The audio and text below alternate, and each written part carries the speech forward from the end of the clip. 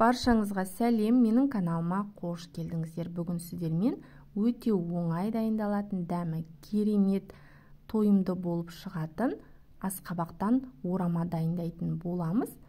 Достар, менің каналымның дамуына өз үлестеріңізді қосып, видеоның төменгі жағында тұрған подписаться батырмасын басып, каналыма тіркеліп кетсеңіздер болады.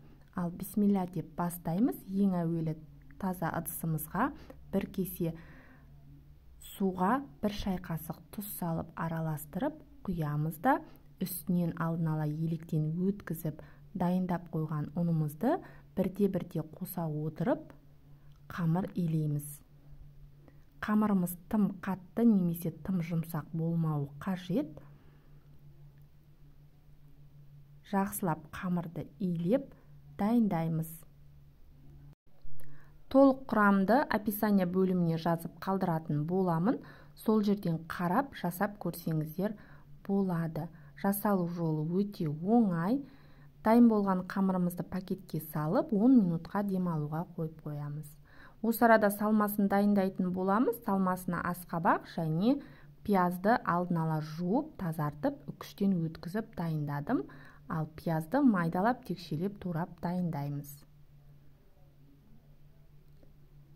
Достар, егер менің каналыма тіркелмеген болсаңыздар, тіркеліп, қоңырауша белгісін басып қоюды ұмытпаңыздар. Алдағы уақытта сіздермен түрлі пайдалы, дәмді, оңай дайындалатын рецепттермен бөлісетін боламын.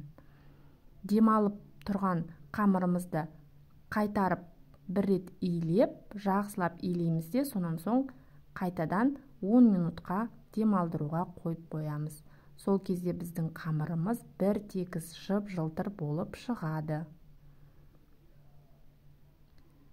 Салмасына мен осылай жылқының іш майын пайдаландым. Оны да текшелеп, майдалап, турап қостым. Егер сіздер ұнатпасаңыздар, сары май қосып жасасаңыздар да болады. Енді барлығын үлкен ыдысқа салып, үстінен татымына қарай тұз, бұрыш, дәмдеуіштер салып, араластырып дайындаймыз.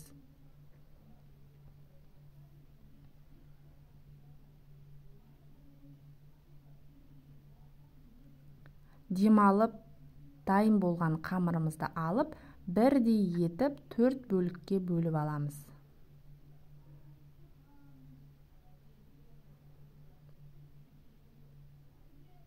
Осылай 4 бөлікке бөліп алдым. Және оны зуала етіп жасап аламыз. Қамырымыз өте әдемі, жып-жылтыр, бір тегіс болып шықты. Енді оны үстін пакетпен жауып қоямыз да 5 минуттан кейін ұн себе отырып, бір тегіс қылып жұп-жұқа етіп жайып аламыз. Бұл тағамды ханым орама деп те атайды. Мен жиі жасаймын. Фаршпен де, картоппен де жасасаңыздар өте дәмді болады. Осылай асқабақпен де жасап көрсеңіздер болады. Қыстың күні өте дәмді, тойымды тағамдардың бірі. Міндетті түрде осы рецептпен жасап көрсеңіздер болады. Қамырымызды осылай жұп-жұқа етіп жайып аламыз да, үстінен сұйық майды барлық жеріне бір тегіс етіп жағып шығамыз. Сонан соң алдын ала дайындап қойған салмасында бір тегіс етіп салып аламыз.